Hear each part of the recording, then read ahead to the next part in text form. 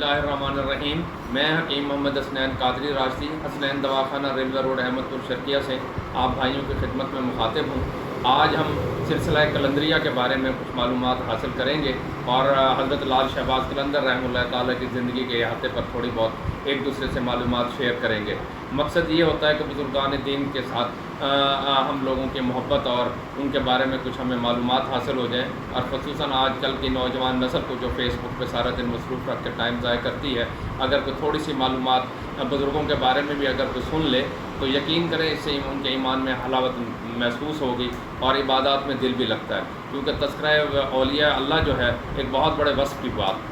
हज़रत लाल शहबाज कलंदर रहमतुल्लाह ताला कलंदर के नाम से मशहूर हैं। सबसे पहले मैं आपको बता दूं कि कलंदरिया सिलसिला है क्या।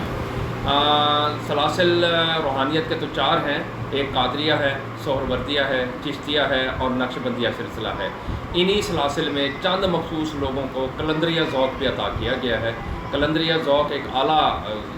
रूहानियत का मकाम है और इसमें जो बुज़ुर्ग जो हैं वो चंद ही पहुँचे हैं, और उन बुज़ुर्गों में से जो चीदा शख्सियात हैं बर सग़ीर पाक व हिंद के अंदर, वो मैं आपको बताता चलूँ कि सबसे पहले हज़रत कुतुबुद्दीन बख्तियार काकी रहमतुल्लाह ताला के मुरीद हज़रत शाह रूमी रहमतुल्लाह ताला ने सिलसिला कलंदरिया को फैलाया। उसके बाद उनके एक और मुरीद और खलीफा हज़रत बू अली कलंदर रहमतुल्लाह ताला ने बर सग़ीर पाक व हिंद के अंदर कलंदरिया सिलसिले को फैलाया। उसके बाद हज़रत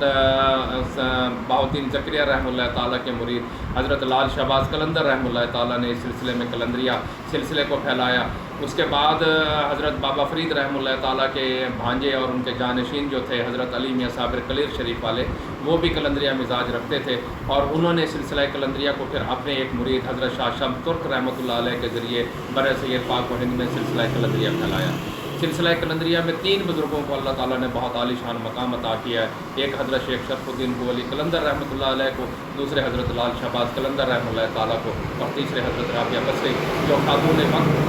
थी, उनको अल्लाह ताला ने ये कलंदरिया मिजाज में बहुत आला मकाम अता किया है। हमारे अहमदपुर शर्किया में भी कलंदराना बुज़ुर्ग रहते हैं। पहले मैं एक बात आपको बताता चलूँ कि जहाँ दारुल खिलाफा होता है वहाँ बुज़ुर्गों की आमादगाह होती है। एक हुकूमत बादशाह वक्त की होती है और एक हुकूमत जो होती है वो फ़करा की होती है, आलम रूहानियत की होती है। हमारे अहमदपुर शर्किया में 1920 के अंदर एक बुज़ुर्ग रहा करते थे, उनका नाम था सैयद गुलाम शाह। वो चौक मस्जिद जामे मस्जिद जो शोधा है उसके एक कमरे के हुजरे के अंदर क़याम पज़ीर थे। सारा दिन अल्लाह अल्लाह करते थे। उनके मुंह के ऊपर जो है ऐसे पर्दा पड़ा रहता था, और वो किसी को नज़र मिला के अगर देख लेते तो वो आदमी तड़पना शुरू हो जाता था और बेहोश हो जाता था। यही निशानी कलंदरिया सिलसिले के बुज़ुर्गों की है कि कलंदरिया सिलसिले के बुज़ुर्गों की हमेशा नज़र जो होती है वो नीचे होती है। अगर उठा के किसी को आँख भर के देख लें तो वह आदमी जो है आलम रूहानियत के आला मकाम पर जाकर तड़पना शुरू हो जाता है, और उसमें राय खुदा की चलने की तौफीक जो है वो ज़्यादा तेज़ी से पैदा होती है। तो हज़रत गुलाम शाह रहमतुल्लाह अलैह आके पर्दा सर पे रख के सारा दिन अल्लाह अल्लाह करते थे। लोग जो आते थे उनको डंडे से भगा देते थे। हाँ, अलबत्ता जिस पे मेहरबान हो जाते तो उसके लिए दुआओं की दरख्वास्त कबूल कर लेते तो फिर उनको दर्जा कमाल तक भी पहुँचाते थे। आप ये देखें कि हमारे हज़रत मौलाना खलीफा ग़ुलाम मोहम्मद साहब दीनपुरी रहमतुल्लाह ताला को जब मिलने जाते थे तो हज़रत उनको अपनी चारपाई पे अपने साथ बिठाते थे और मुंह के ऊपर उनके कपड़ा पर्दा हुआ होता था। और जब हज़रत मौलाना खलीफा ग़ुलाम मोहम्मद साहब दीनपुरी रहमतुल्लाह ताला हज पे जाने लगे तो आपने हज़रत अपने साहबजादे हज़रत मियाँ अब्दुल हादी सिंह दीनपुरी रहमतुल्लाह ताला को हज पर जाने की इजाज़त लेने के लिए हज़रत ग़ुलाम शाह रहमतुल्लाह अलैह की खिदमत आलिया में भेजा था, और उन्होंने जो है वो 12 पैसे हज़रत मियाँ अब्दुल हादी सिंह को इनायत फरमाए और फरमाया कि अपने अब्बा को कहें इन पैसों से हज पढ़ लें। तो हज़रत मियाँ खलीफा ग़ुलाम मोहम्मद साहब दीनपुरी रहमतुल्लाह ताला ने उन पैसों को एक रुमाल में बांध कर अपने पास रख लिया, और दिनों में ऐसी फतवाहत और गैबी फतवाहत हुई और गैब से अल्लाह ताला ने इतने पैसे अता कर दिए कि हमारे हज़रत मौलाना खलीफा ग़ुलाम मोहम्मद साहब दीनपुरी रहमतुल्लाह ताला जब हज पर गए तो अपने साथ सैकड़ों लोगों को साथ लेकर गए जिनका खर्च आपने अपनी जेब से अदा किया था।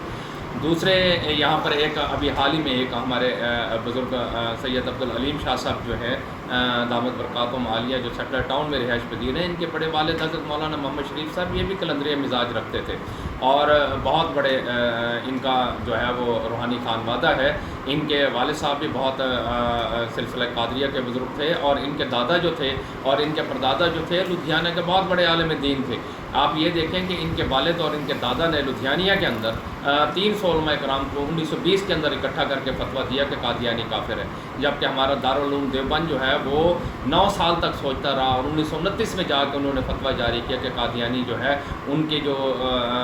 یہ کافر ہے، ان کی تعلیمات جو ہے اسلام کے مطابق آہنگ نہیں ہے، لہٰذا یہ کافر ہیں اور دائرہ اسلام سے خارج ہیں۔ تو 1929 میں انہوں نے دارالعلوم دیوبند نے فتویٰ دیا، جبکہ 1920 کے اندر قاری علیم صاحب کے والد صاحب اور ان کے دادا مرحوم رحمۃ اللہ علیہ نے لدھیانیہ کے اندر 300 علماء کرام کو اکٹھا کر کے فتویٰ دیا، سب سے پہلے برصغیر پاک و ہند کے اندر کہ قادیانی کافر ہیں، اور 1935 کے اندر پھر ریاست بہاولپور نے جو ہے ان کو ایک عدالتی فیصلے کے دوران ڈکلیئر کیا کہ قادیانی جو ہے یہ کافر ہے۔ تو میں بات کر رہا تھا کہ حضرت لال شہباز قلندر رحمۃ اللہ تعالیٰ پر، آپ مربند کے علاقے کے رہنے والے تھے۔ آپ کے والد سید کبیر الدین شاہ صاحب ایک بہت بڑے بزرگ تھے، اور ان کو سیر و سیاحت کا بڑا شوق تھا، اللہ والے بھی تھے، دعوت تبلیغ کرتے، پوری دنیا میں گھومتے تھے۔ تو ایک رات خواب میں حضرت علی رضی اللہ عنہ کو دیکھا کہ آپ شادی کر لیں، اور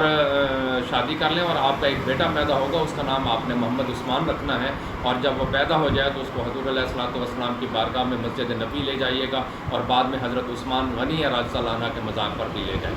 تو حضرت علی رضی اللہ عنہ کے حکم پر سید کبیر الدین شاہ صاحب رحمۃ اللہ علیہ نے حاکم مربند کی صاحبزادی سے شادی کی، کیونکہ آپ مربند کے علاقے کے جو بہت بڑے عالم دین اور بہت شہرت رکھتے تھے، تو حاکم مربند کی شادی اہلیہ بیٹی سے شادی کرنے کے بعد آپ کو اللہ تعالیٰ نے ایک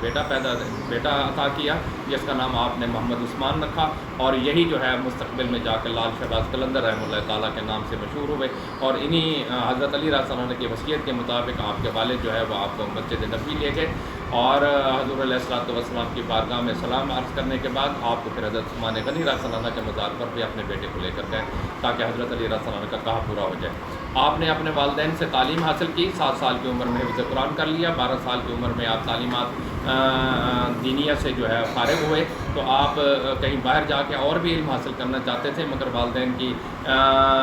بیماری کی وجہ سے آپ جو ہے باہر نہ جا سکے۔ جب آپ کی عمر 18-19 سال ہوئی تو آپ کے والدین کی وفات کے بعد آپ نے سب سے پہلے جو ہے وہ ملتان میں حضرت بہاؤالدین زکریا رحمۃ اللہ تعالیٰ کے مدرسہ بہائیہ میں تشریف لے آئے۔ حضرت بہاؤالدین زکریا رحمۃ اللہ علیہ نے آپ کو دیکھتے ہی بیعت فرما لیا، اور آپ پر جو ہے وہ بے پناہ توجہ کی، اور آپ کی روحانی پرواز اتنی تیز اور اتنی بلندر تھی کہ حضرت بہاؤالدین زکریا کے عام مرید جس پہ آپ خصوصی توجہ دیتے تھے، ان کو باز کا آپ خطاب دیتے تھے کہ بھئی یہ میرا روحانی باز ہے، ماشاءاللہ بہت اونچی ترقی کر گیا۔ مگر حضرت لال شہباز قلندر رحمۃ اللہ تعالیٰ کی روحانی پرواز کو دیکھتے ہوئے حضرت بہاؤالدین زکریا رحمۃ اللہ علیہ نے آپ کو شہباز کا خطاب دیا کہ یہ میرا شہباز ہے اور میرے دل کی مراد ہے۔ حضرت بہاؤالدین زکریا رحمۃ اللہ تعالیٰ نے آپ کو خلافت دی 3 سال کی تربیت کے بعد، اور خلافت دینے کے بعد آپ کو حکم فرمایا کہ آپ حج پہ چلے جائیں۔ آپ جب حج پہ گئے تو وہاں پر مسجد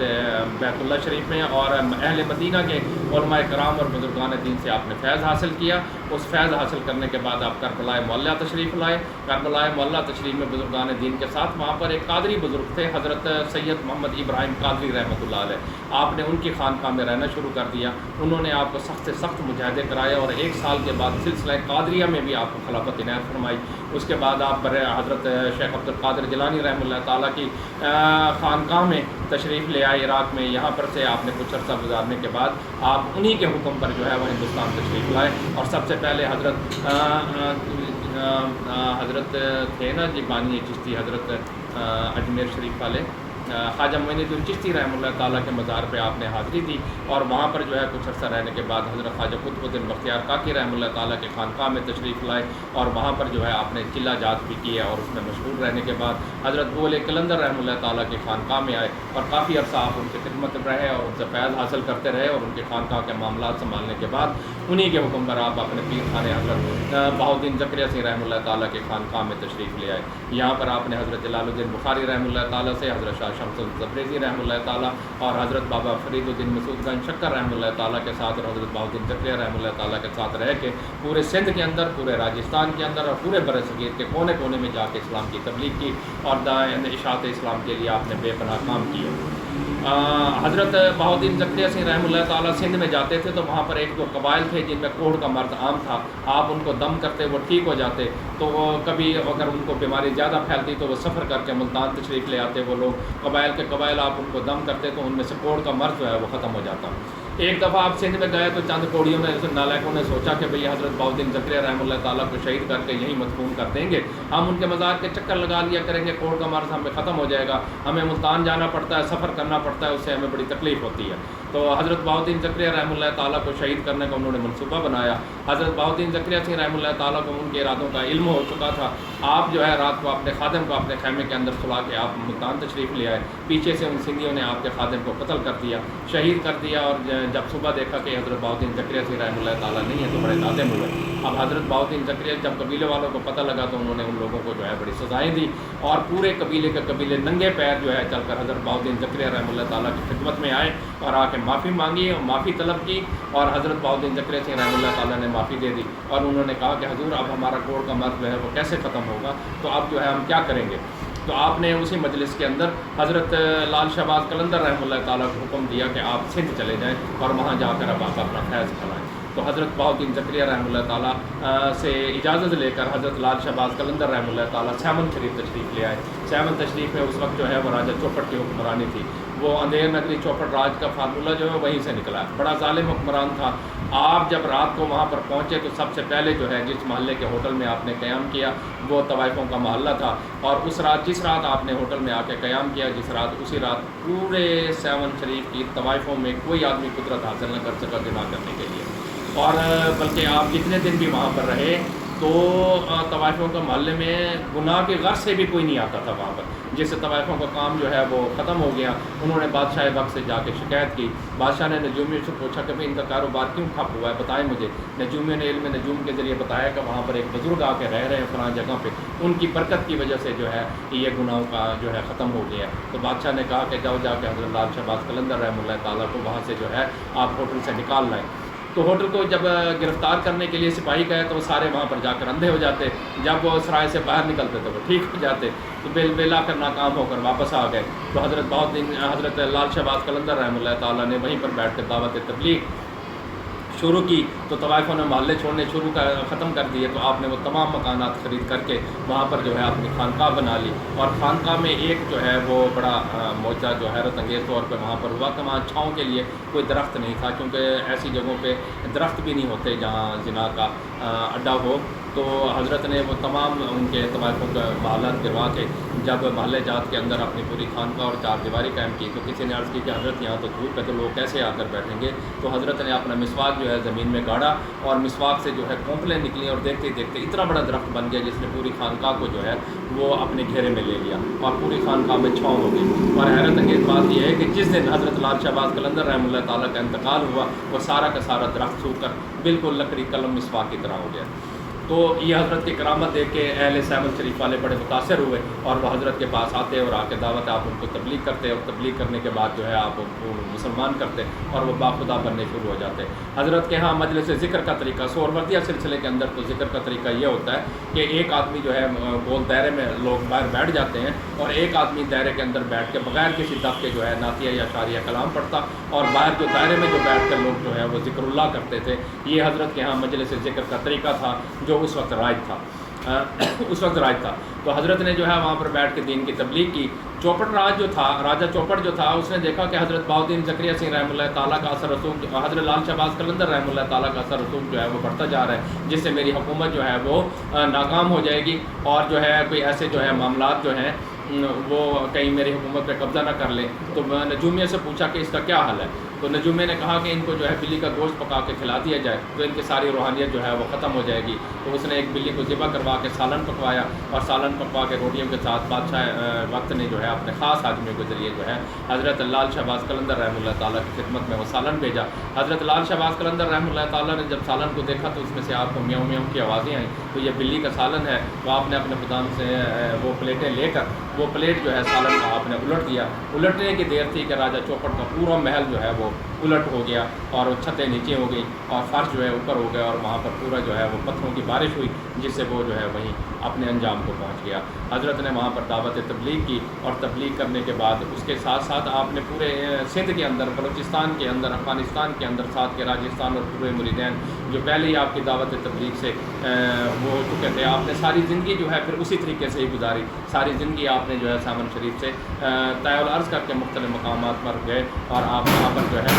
تبلیغ کی دعوت کرتے تھے اور لوگوں کو جو ہے وہ ان کو ہدایت کا راستہ سکھاتے تھے۔ آپ ایک دفعہ ایک گاؤں کے اندر گئے تو آپ نے ان کو دعوت تبلیغ کی اور دعوت تبلیغ مسلمان ہو گئے وہ پورا کا پورا قبیلہ، اور آپ نے ان گاؤں والوں کو کہا کہ اب یہ گاؤں جو ہے یہ آپ چھوڑ دیں، جلدی سے جو ہے اس علاقے کو چھوڑ کے کسی اور جگہ چلے جائیں۔ یہ کہہ کر جب آپ واپس آئے تو دوسرے دن لوگوں نے وہاں سے ہجرت کر دی۔ چند دنوں کے بعد اسی علاقے میں زلزلہ آیا اور پورا کا پورا علاقہ جو ہے وہ ملیا میٹ ہو گیا۔ تو یہ حضرت کی کرامات اس طرح سے اور بھی ہزاروں مشہور ہیں۔ حضرت کا مقام بہت بلندر تھا۔ آپ کی وفات کے بعد آپ کے جانشین جو ہیں حضرت جلال الدین بخاری رحمہ اللہ تعالیٰ کے ایک صاحبزادے تھے، ان کا نام حضرت مست علی، سید مست علی نام تھا ان کا۔ بغداد کے اندر علم تعلیم حاصل کر رہے تھے۔ آپ جب حج سے واپسی پر حضرت آئے نا جی بغداد شریف میں قادریہ سلسلے حضرت شیخ عبد القادر جیلانی رحمہ اللہ تعالیٰ کے خانقاہ میں، تو وہاں پر ان کی ملاقات جو ہے ان کے حضرت جلال الدین بخاری رحمہ اللہ تعالیٰ کے صاحبزادے حضرت سید مست علی سے ہوئی۔ تو آپ ان کو اپنے ساتھ ہی ہندوستان لے آئے اور پھر سیون شریف بھی اپنے ساتھ لے آئے، اور حضرت سید مست علی جو رحمۃ اللہ علیہ جو تھے حضرت جلال الدین بخاری رحمہ اللہ تعالیٰ کے تیسرے صاحبزادے تھے، وہ انہوں نے پوری خانقاہ سسٹم سنبھال لیا تھا، اور حضرت نے انہی کو اپنی حیات میں ہی اپنا جانشین مقرر کیا، اور آپ کی وفات کے بعد جو ہے حضرت جلال الدین بخاری سی رحمہ اللہ تعالیٰ کے صاحبزادے سید مست علی سی جو ہیں وہ آپ کے جانشین بنے، اور انہوں نے ان کی خانقاہ سنبھالی۔ 1200 سے 1300 ہجری تک جو ہے وہاں پر قادریہ سلسلے کا اور اسی طریقے سے ذکر ہوتا رہا۔ بعد میں ایک مسلک نے اس خانقاہ کے مزاج کو اپنے مزاج کے مطابق ڈال دیا، اور آج بھی حضرت کا جو ہے خانقاہ جو ہے وہ وہاں پر مرجع خلائق ہے، اور پوری دنیا آپ کو حضرت لال شہباز قلندر رحمہ اللہ تعالیٰ کے نام سے جانتی ہے۔ السلام علیکم ورحمۃ اللہ وبرکاتہ۔